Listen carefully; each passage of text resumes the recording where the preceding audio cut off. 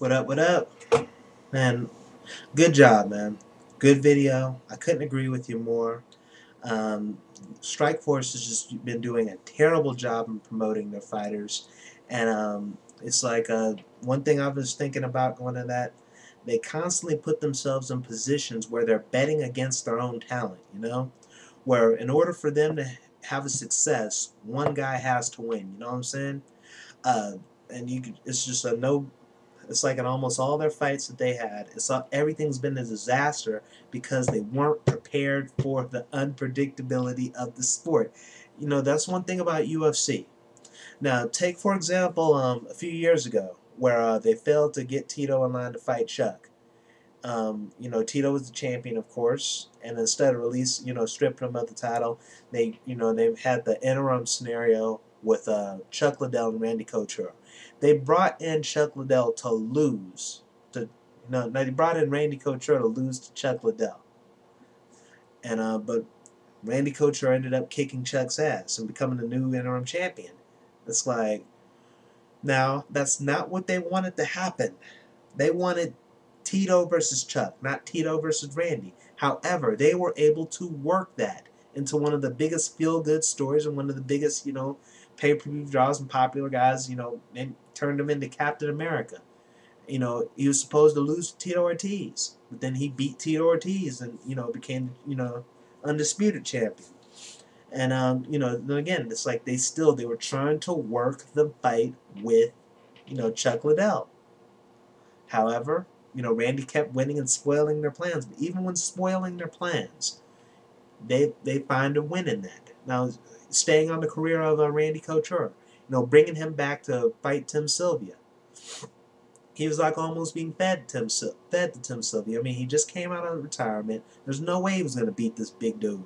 And he ended up kicking his ass, and once again, they were able to work that into a classic underdog story, and that turned what would be a disaster with Strikeforce into a huge success with mixed martial arts. It's one of the most storied things ever now, the career of Randy Couture.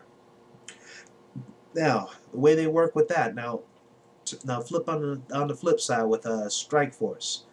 They bring in Dan Henderson from the UFC. He couldn't get a contract signed with them and ended up signing with the Strikeforce.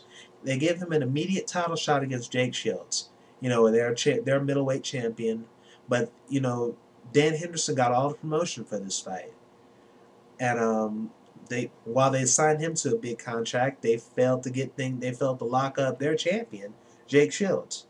And Jake Shields, even though things were going to plan, Dan Henderson cracked him real good, dropped him on his face in the first round, but Jake was able to rally and win that fight very handily.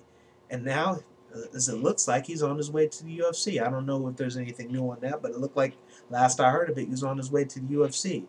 So basically, you hype the shit out of Dan Henderson only for him to blow it. I mean, he fought his hardest, but only for him to not pull through, and the guy you bet against is now going to the UFC.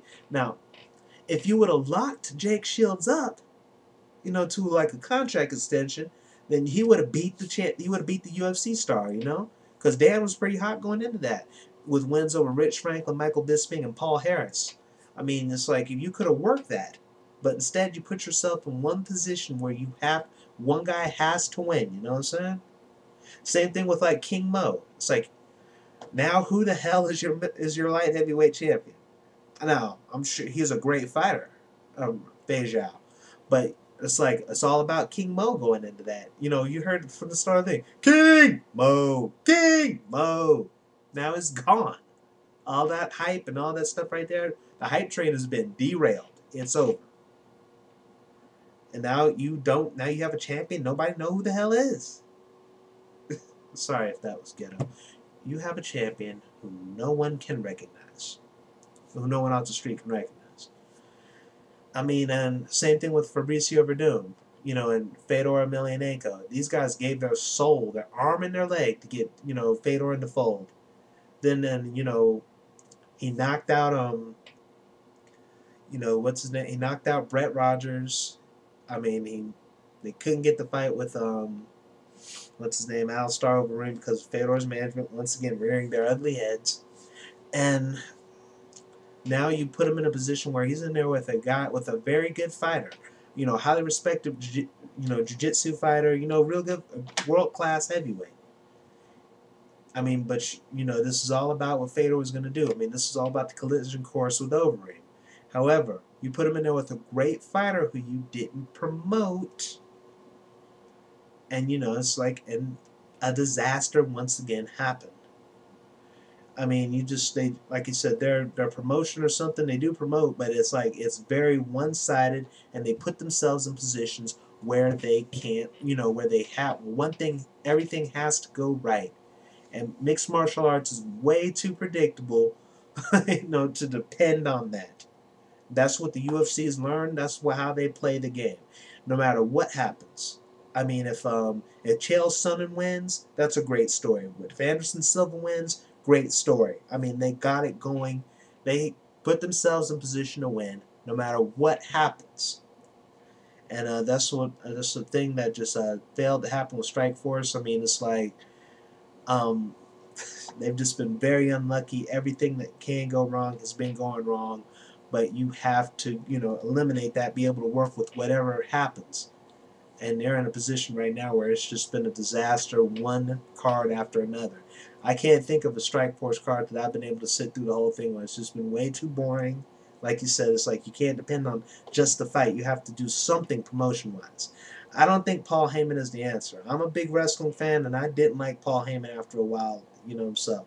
And the same thing, you can't get in bed with pro wrestling.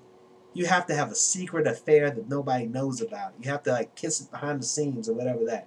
You can't bring that in, to the forefront.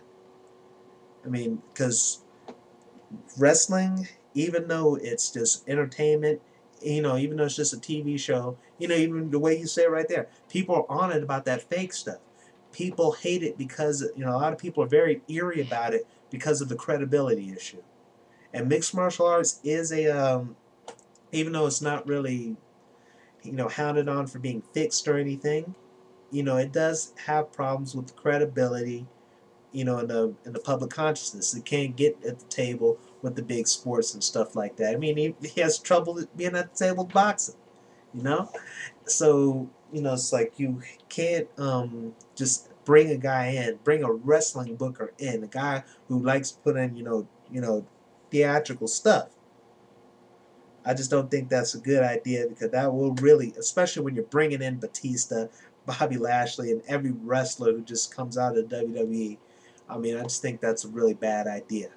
But once again, I think just on it with you're on it with this. Strikeforce is just really. I don't think they're dying. I mean, like I remember, like the one thing I said about Elite XC.